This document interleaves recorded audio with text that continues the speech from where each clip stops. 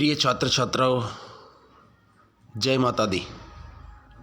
माता रानी की कृपा पर बनी रहे और आपको नई नई खुशियाँ मिले, आपके जीवन में नई नई खुशियाँ आए। अगर हम अपने सब्जेक्ट की बात करते हैं तो बच्चों, हमारा जो टॉपिक चल रहा था जल परिवहन, और उसमें हम जल परिवहन के जो आंतरिक जल मार्ग हैं उनके बारे में हमने पिछले दिनों की जो क्लासों में पढ़ा था, और अब पढ़ेंगे हम महासागरीय जलमार्ग। महासागरों या समुद्रों में जो जलमार्ग स्थित होते हैं उन्हें महासागरीय या बाह्य जलमार्ग भी कहा जाता है, और देश की सीमाओं के अंदर जो आंतरिक जलमार्ग। तो अब हम पढ़ेंगे महासागरीय जलमार्ग। महासागर सभी दिशाओं में मुड़ सकने वाले ऐसे महामार्ग प्रस्तुत करते हैं जिनको रख रखाव की लागत नहीं होती। एक महाद्वीप से दूसरे महाद्वीप तथा स्थूल पदार्थों का लंबी दूरियों तक समुद्री परिवहन स्थल और वायु परिवहन की अपेक्षा सस्ता पड़ता है। विश्व के प्रमुख महासागरीय जलमार्गों का संक्षिप्त विवरण इस प्रकार है। पहला, नंबर 1, उत्तरी अटलांटिक समुद्री मार्ग। बच्चों, ये विश्व का सबसे व्यस्ततम जलमार्ग होता है। अटलांटिक जो महासागर है उसके उत्तर में सर्वाधिक प्रयोग में आने वाला यह जलमार्ग पश्चिमी यूरोपीय देशों और उत्तरी अमेरिका, संयुक्त राज्य और कनाडा को जोड़ता है। तो बच्चों, उत्तरी जो अटलांटिक जलमार्ग है उसके दोनों ओर समृद्ध देश, विकसित देशों का जमाव होता है, और वहाँ पर जो जलवायु परिस्थितियाँ भी अनुकूल पाई जाती हैं। विश्व के अंतर्राष्ट्रीय व्यापार का लगभग, देखो ये उत्तरी अटलांटिक जलमार्ग, विश्व जो व्यापार है ना उसका बच्चों 1/4 लगभग 25%,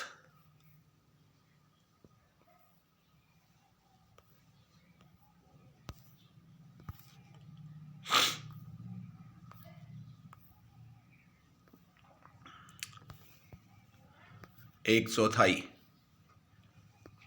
25% इस महामार्ग द्वारा होता है।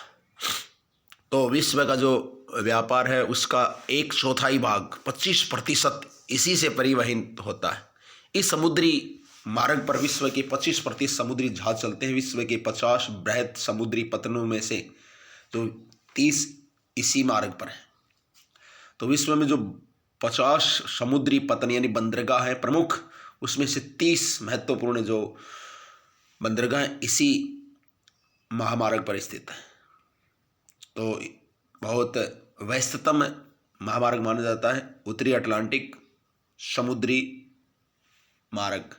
उसके बाद है भूमध्य सागरीय एवं हिंद महासागर जलमार्ग। यह संसार का सबसे लंबा व्यापारिक मार्ग है। यह संसार के मध्य से होकर जाता है। संसार के सबसे बड़े थल भाग तथा संसार की अधिकतम जनसंख्या की सेवा करता है। यह जलमार्ग विश्व के लगभग 75% जनसंख्या को सेवा प्रदान करता है। यह समुद्री मार्ग प्राचीन विश्व के हृदय स्थल कहे जाने वाले क्षेत्रों से गुजरता है।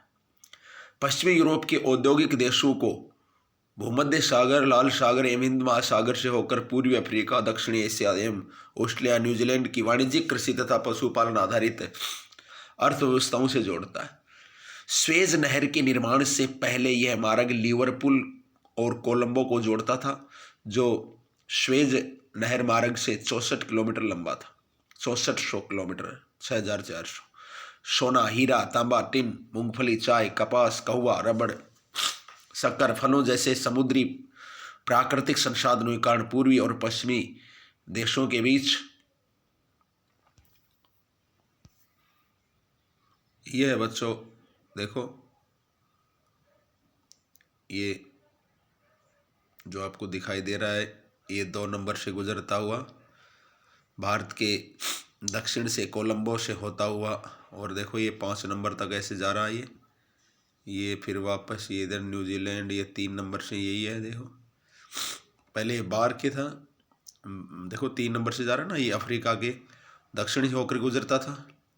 लेकिन जब से स्वेज नहर बना है, देखो अफ्रीका और ये जो एशिया यूरोप के बीच में है ना, ये जो लाइन, ये अफ्रीका के ऊपर की ओर, ये स्वेज मार्ग बनने के कारण कि सीधा कोलंबो चला जाता है भारत के दक्षिण से होता हुआ, और इस प्रकार से दूरी कम हो गई।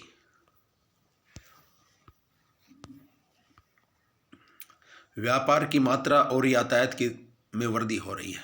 पोर्ट शहीद अदन, मुंबई, कोचीन, कोलंबो, एडिलेड आदि पतन इस जलमार्ग पर स्थित है। और कल पढ़ेंगे फिर हम उत्तमासा अंतरिक्ष मार्ग। धन्यवाद।